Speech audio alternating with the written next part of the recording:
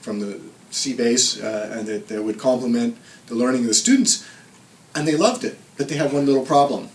They couldn't get the students from the school to the sea base because they had no budget for the busing. And the buses are relatively expensive. They're, you know, $400 or $500 for half a day to get 50 kids down to the sea base. So Willis, you had this brilliant idea that we could support the transportation and that would allow the teachers to say yes. And so now, after a few years, the program has grown, and I want to just mention something that you might not know, but that as a result of schools coming down to the sea base, there's been a catalyst occurred, and that is that a number of parents who saw this decided that they would start a charter school at the sea base, which is now up and running.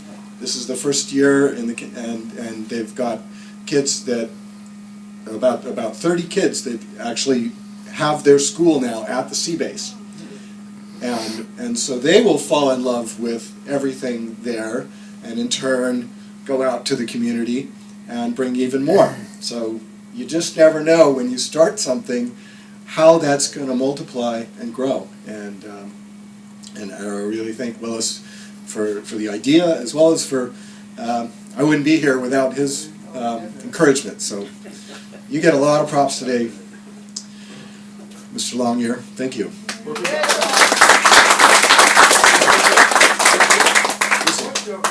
age group were you talking about as far as this charter school? They are junior high and high school.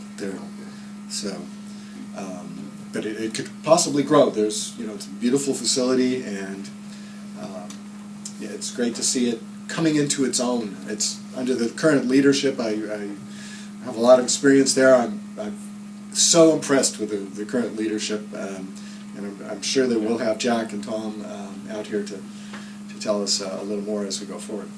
So, on to sailing. Last summer, the summer of 2014, I met Steve Bender, and he says, what do you do? And I said, well, I teach sailing, and I'm involved with the boating community here. And Steve says, well, I know how to sail, and I believe me, I've heard a lot of people say, I know how to sail, and the word of the wise is when somebody says that, don't believe it for a second. You have to prove it.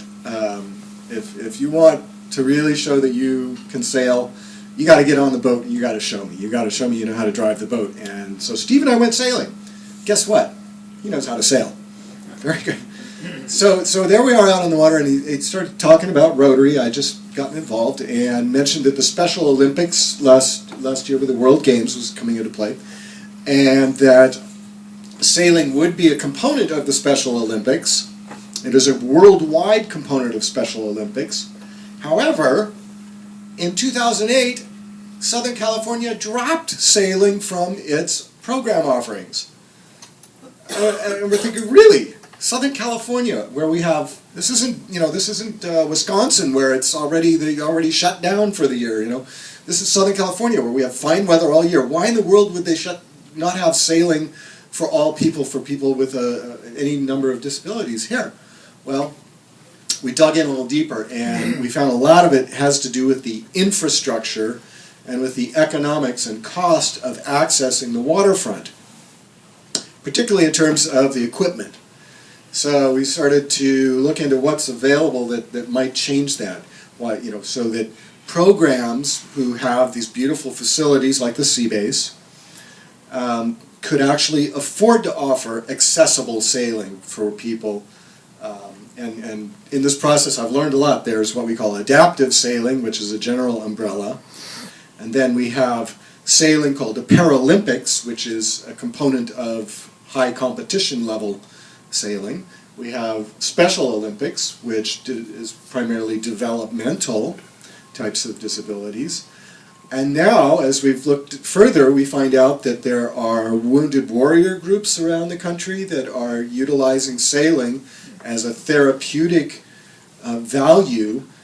There are spinal cord injury rehabilitation centers that are allied with community sailing programs and that are quite successful in providing not only just the joy of getting on the water and the self-confidence and that type of, but actually sailing is motion therapy. When you're on a boat and the boats float, it turns out that a person who's rehabilitating themselves gains more physical value from that type of activity over the course of a couple hours than they do by going to a traditional workout or gym type of more intensive physical therapy.